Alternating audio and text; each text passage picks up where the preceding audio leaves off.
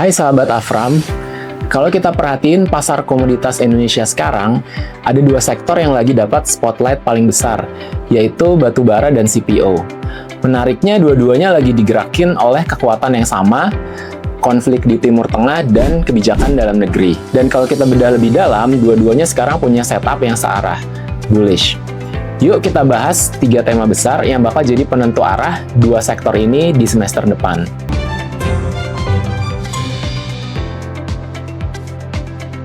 Tema yang pertama, krisis Selat Hormuz. Ini adalah booster utama buat batu bara. Katalis paling hot sekarang datang dari Selat Hormuz. Awal Maret kemarin, ketegangan di sana bikin Brent oil sempat tembus $120 per barrel, dan harga gas Eropa hampir double dalam sebulan. Nah, coba kita bayangin energi di dunia itu kayak air di ember dengan beberapa keran. Kalau salah satu keran besarnya atau minyak dan gas itu sedang macet atau mengecil, orang bakal buru-buru cari keran cadangan. Nah, keran cadangan paling siap dan paling gede di dunia itu adalah batu bara. Hasilnya, harga Newcastle Coal rally ke $135 per ton atau naik sekitar 25% sejak awal tahun. Dan ini view kami bukan cuma momentum sesaat. Dampaknya apa? Utilities di Asia dan Eropa mulai switch. India, Asia Tenggara, bahkan Eropa ngebut borong batu bara karena LNG lagi kemahalan. Estimasi tambahan demand bisa 90-110 juta ton atau setara 1-2% dari demand global. China juga terus ekspansi PLTU mereka, lebih dari 100 unit baru di 2026, plus 400 unit lagi dalam konstruksi.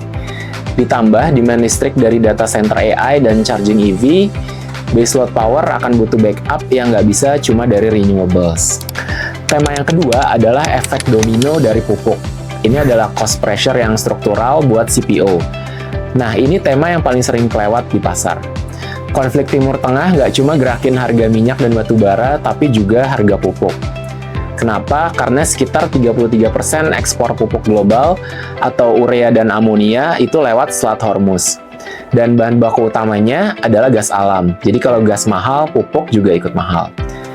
Coba bayangin pupuk itu kayak makanan buat pohon sawit. Kalau harga makanannya naik, petani mau nggak mau bakal ngurangin porsinya, dan akhirnya hasil panen akan turun. Efeknya ada dua lapis. Di jangka pendek atau 6-12 bulan, perusahaan besar masih aman karena kontrak pupuk sudah di lock-in duluan.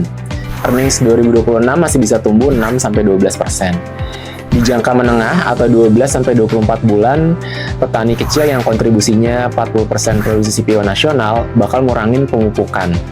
Yield akan turun, supply ketat, dan harga CPO bisa kesupport secara struktural. Tema yang ketiga adalah kebijakan domestik. Dua-duanya ini bullish untuk sekarang.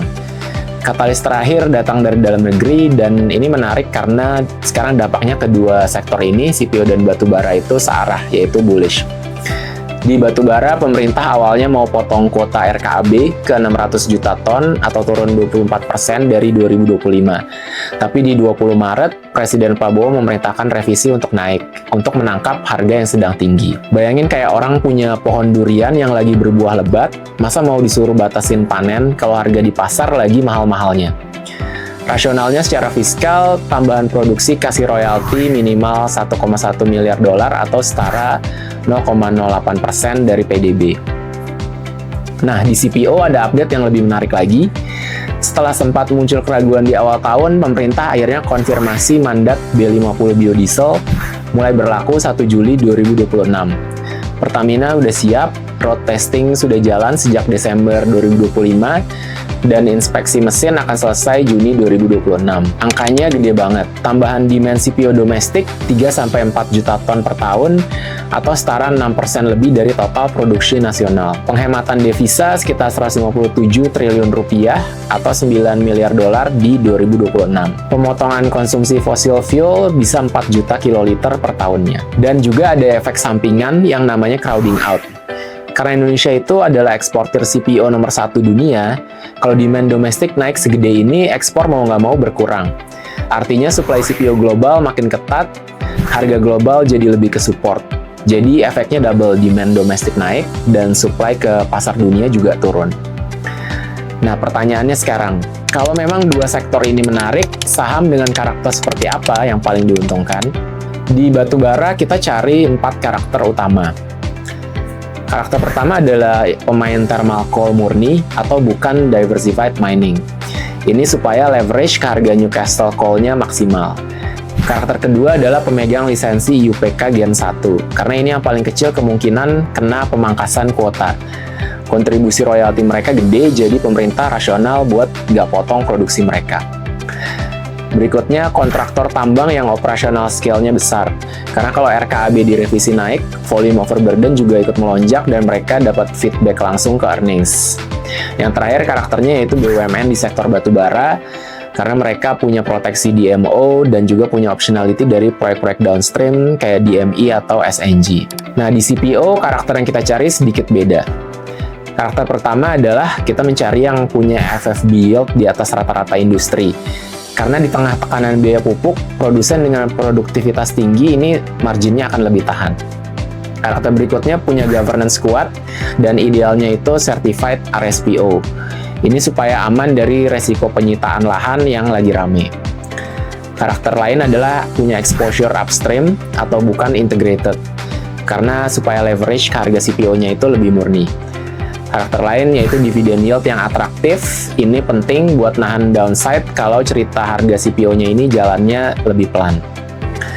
Dan juga kapasitas biodiesel atau integrasi downstream ke B50. Kalau ada emiten yang punya fasilitas FAME atau refinery, ini bisa dapat boost ganda dari implementasi B50. Jadi kalau disederhanakan, 3 tema ini ngebentuk peta jalannya. Krisis Hormuz jadi booster paling kencang buat harga batubara. Dan saham-saham yang paling position adalah pemain thermal coal murni dengan kuota aman dan juga kontraktor tambang skala besar. Efek domino pupuk ini akan kasih cost pressure struktural ke CPO di jangka menengah dengan pilihan top di emiten yang punya FFB yield tinggi, governance-nya kuat, dan juga punya exposure di upstream. Kebijakan domestik yang searah ini mendukung batubara lewat revisi RKAB dan mendukung CPO lewat implementasi B50 per 1 Juli 2026 yang akan narik demand domestik 3-4 juta ton dan kencengin supply global lewat efek crowding out. Dua sektor ini juga dua-duanya pemain USD earner yang akan diuntungkan kalau dolar masih kuat dan rupiahnya masih lemah. Tapi profilnya tetap beda. Kalau batubara lebih asimetrik dengan upside jangka pendek yang tinggi, sementara CPO punya kombinasi yang lebih kompleks. Ada demand boost dari B50, ada cost pressure dari pupuk, tapi potensi supply tightening di global. Ketiganya sama-sama mengarah ke harga yang lebih kuat dalam 12-24 bulan ke depan. Nah, tapi kita juga mau kasih catatan penting soal resiko. Di batubara, kalau ketegangan Timur Tengahnya mereda dengan cepat, harga juga bisa balik turun sama cepatnya. Di CPO, resikonya di eksekusi B50. Kalau infrastruktur FAME belum siap full, pemerintah bisa aja sementara turun ke B45 dulu sebagai jembatan. Tapi arah kebijakannya sih sudah jelas menuju bauran biodiesel yang lebih tinggi. Nah, jadi untuk position sizing ini menurut kami tetap harus disiplin, bukan all in. Jadi sahabat Afram, menurut kalian mana nih yang lebih menarik dimasukin duluan? Batubara yang lagi naik daun karena krisis energi atau CPO yang sekarang punya double tailwind dari B50 dan juga cost pressure pupuk? Tulis pendapat kalian di kolom komentar ya sahabat Afram. Thanks for watching. Jangan lupa like dan subscribe agar kamu nggak ketinggalan informasi menarik lainnya. Sampai jumpa!